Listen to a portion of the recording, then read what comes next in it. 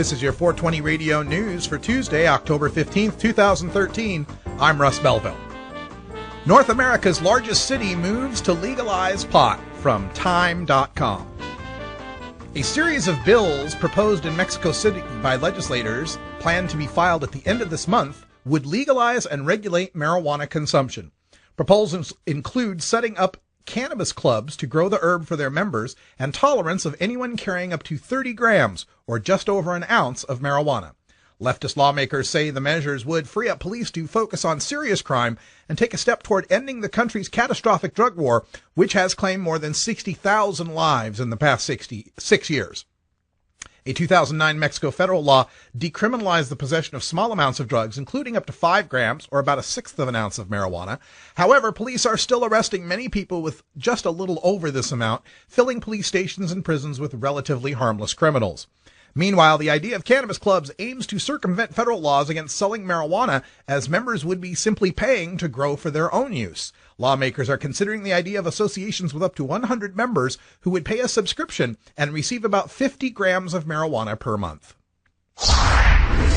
Update: Denver's anti-marijuana smell proposal nearly snuffed out, from the Seattle Post-Intelligencer.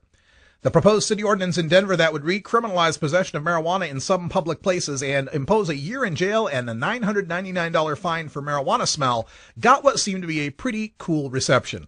Denver Assistant City Attorney David Broadwell believes a city law banning possession of marijuana in some places would hold up in court because Amendment 64 allows private property holders to ban it. So, the city should be able to ban it on land that it owns.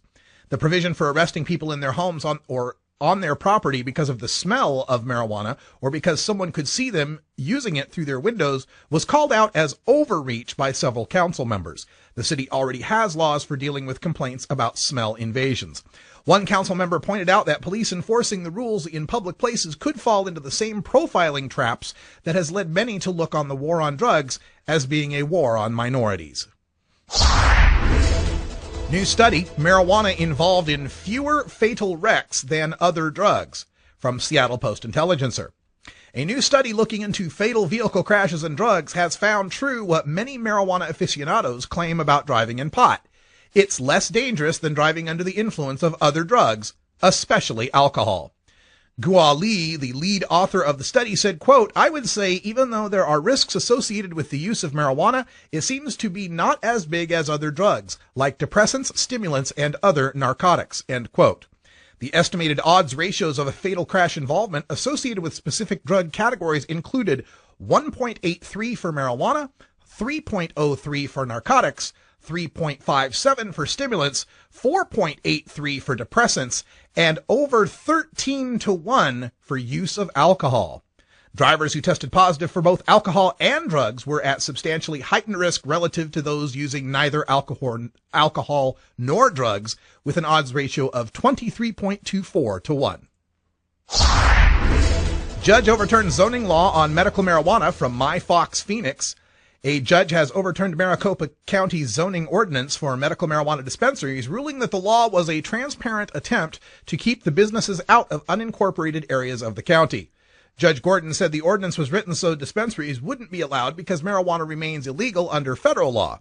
Judge Gordon ruled in favor of White Mountain Health Clinic, but told both sides in the case that he'll listen to further arguments on the practical effects of his ruling Monday. County Attorney Bill Montgomery says Gordon assumed too much in saying the ordinance was intended to prevent implementation of the medical marijuana law. Marijuana found at Phoenix home invasion site, from azfamily.com. Phoenix police found what they describe as a large amount of marijuana after officers responded to a reported home invasion. Sergeant Steve Martos said 2 or 3 suspects tried to commit an armed burglary of a home near the Loop 101 and Interstate 17 in northwest Phoenix early Tuesday morning. He said one of the suspects fired a shot at the resident as the suspects left, but that the resident was not injured. Martos said officers found the marijuana when they entered the home to see whether anybody else was still in the home.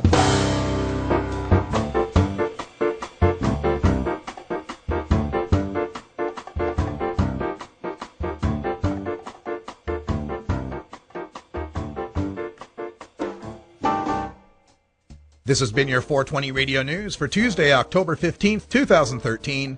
I'm Russ Belville.